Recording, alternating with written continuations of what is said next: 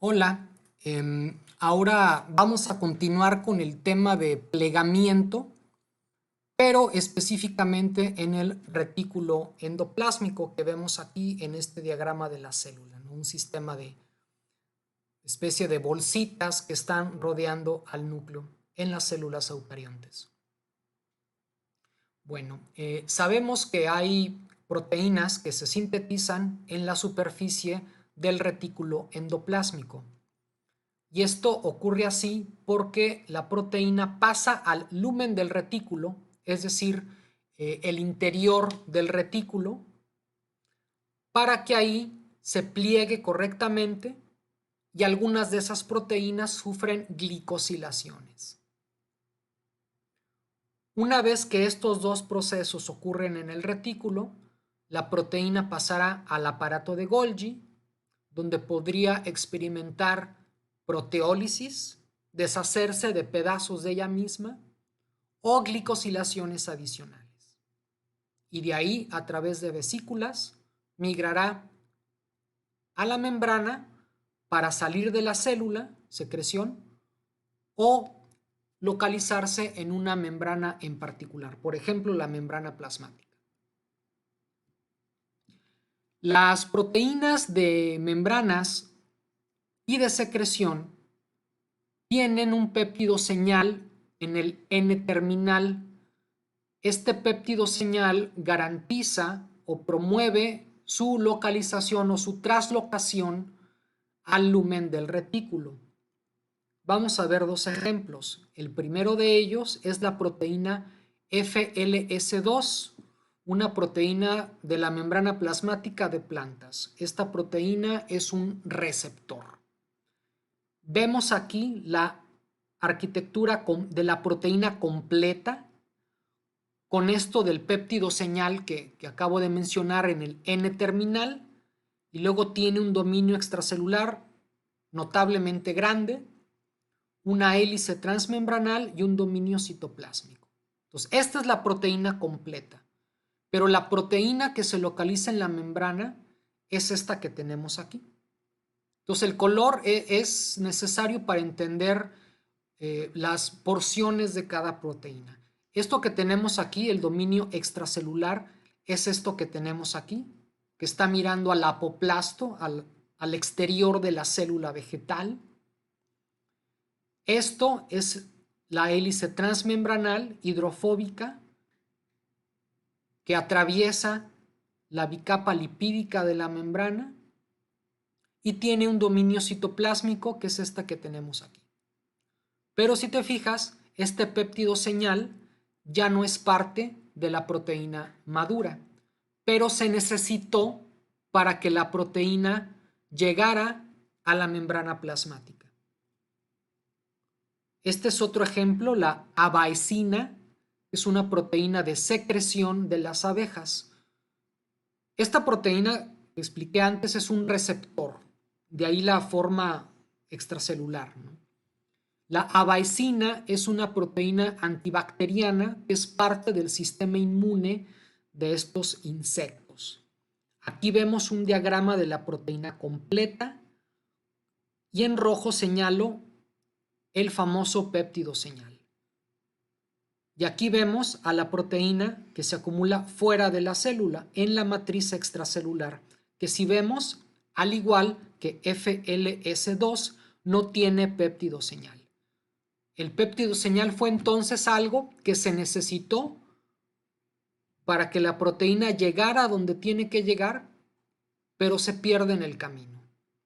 No hay una relación, al menos en estos dos ejemplos que aquí pongo, no hay una relación en la secuencia, pero sobresalen tramos hidrofóbicos, tramos con alaninas, leucinas, fenilalaninas y otros residuos hidrofóbicos. Este es un diagrama que explica la síntesis de proteínas en la superficie del retículo. Aquí vemos el RNA mensajero que codifica para una proteína, digamos una proteína de secreción, como la que vimos en el anterior ejemplo. Esto que tenemos aquí es el ribosoma, en donde la subunidad grande hace contacto con la superficie del retículo. Aquí la proteína se está empezando a sintetizar y lo primero que se sintetiza, es decir, el N-terminal, contiene el péptido señal. Y en verde vemos el resto de la proteína. Aquí tenemos un mensajero en azul y sobre el mensajero van caminando diferentes ribosomas y vemos la proteína sintetizada en diferentes etapas. Aquí apenas va empezando o va ligeramente adelantada y aquí prácticamente ya terminó la síntesis de la proteína. Las proteínas de membranas o de secreción pasan al lumen del retículo, es decir, al interior. Entiéndase el retículo como una bolsita, una bolsa de plástico, en donde dentro de la bolsa va a caer a la proteína. Y cae cae en el lumen, dentro de esta bolsa, gracias a que hay canales de translocación, es decir, huequitos en donde va pasando la membrana concomitante a su síntesis, y esto es posible gracias a la presencia del péptido señal. Un indicativo de que la proteína tiene que pasar al lumen. Sin embargo, como vimos también en los ejemplos, el péptido señal no es parte de la proteína madura. Se pierde en el camino y aquí vemos por qué. Aquí vemos el péptido señal, la proteína sintetizándose, entrando en el lumen, y en el retículo hay una peptidasa. ¿Qué hace la peptidasa? Reconoce estos primeros aminoácidos, este N-terminal 20-30 residuos, y los corta. Entonces aquí ya queda el péptido señal libre y el resto de la proteína, aquí la vemos en color verde, ya dentro del lumen, una vez que termina su síntesis. Y obviamente ya sin el péptido señal. En el lumen es posible que también las proteínas se glicosilen, es decir, se forman glicoproteínas. Y aquí explicamos por qué. Vemos aquí, estamos cachando una proteína infraganti y entrando en el lumen. Y entonces ahí hay una holoenzima, entiéndase una enzima con múltiples subunidades que se llama oligosacaril transferasa, OST. ¿Qué hace la OST? Toma este compuesto, dolicol fosfato oligosacárido, que es esto que tenemos aquí. El dolicol es una molécula hidrofóbica meramente hidrocarbonada que está conviviendo con los ácidos grasos de la membrana del retículo, entonces queda ahí pegadita, no hay ningún problema, pero al interior, en el lumen, tiene este oligosacárido compuesto de estos 3 azúcares que vemos aquí. OST corta el oligosacárido y lo pega covalentemente en un residuo de asparagina. Aquí no tengo la estructura de este aminoácido, pero por favor chécalo y verás que en su cadena lateral tiene un grupo amino. En ese grupo amino es donde se une covalentemente este oligosacárido.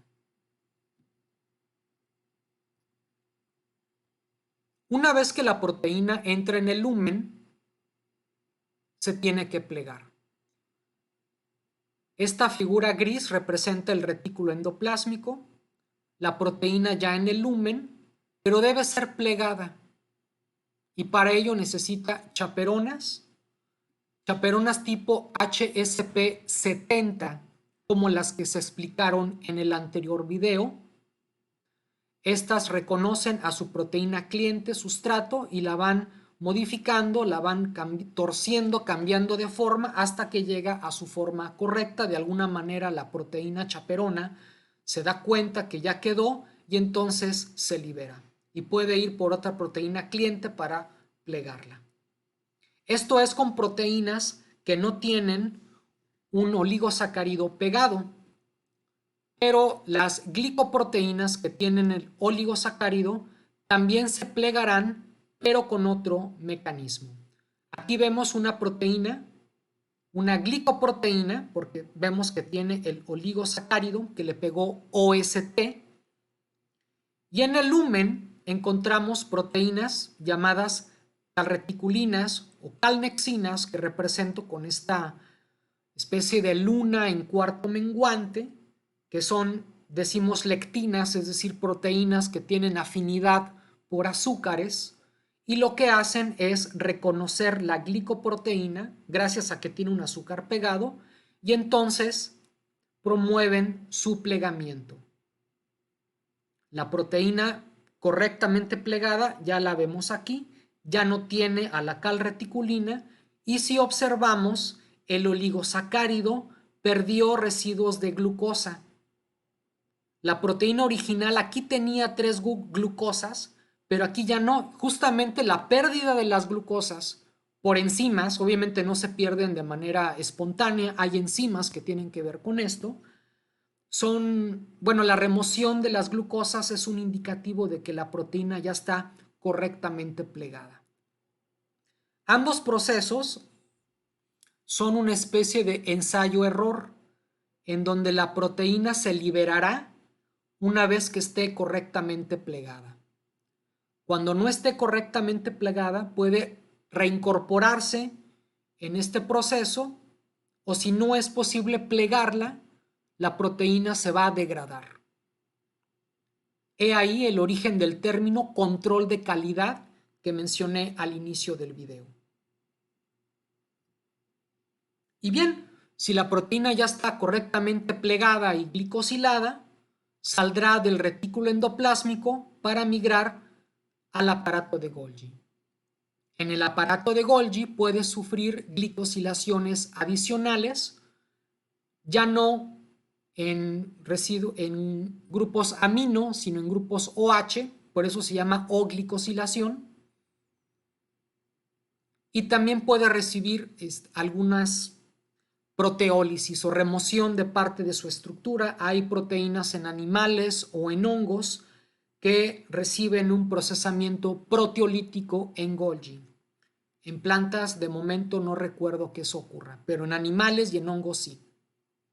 Y entonces, ya que está lista, después de su travesía por el aparato de Golgi, se empaquetará en vesículas, las cuales viajarán a la membrana plasmática. Ahí se fusionan estas vesículas para liberar el cargo, decimos, es decir, la proteína, si es que es una proteína de secreción, por ejemplo, una hormona como la insulina.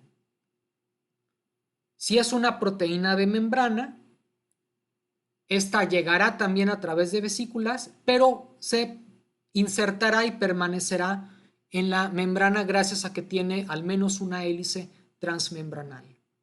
Obviamente que este proceso no es eterno. Una proteína que se inserta en la membrana no estará ahí todo el tiempo, hay un recambio, eventualmente la proteína se desprende de la membrana y por endocitosis se degradará. Y bien, para finalizar, sí quisiera comentar que esto de los péptidos señal no es una característica propia de proteínas que se secretan o proteínas de membrana, ya que proteínas localizadas en organelos específicos también tienen señales distintivas que hacen que la proteína se mueva a ese organelo en particular.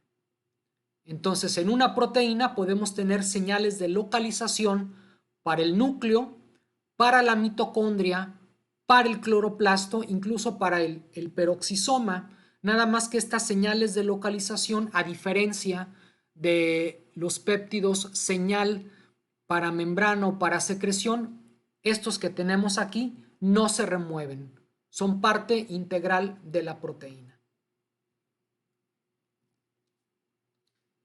Pues esto es todo, fue un panorama, creo yo, general del plegamiento en el retículo endoplásmico y agradezco tu atención.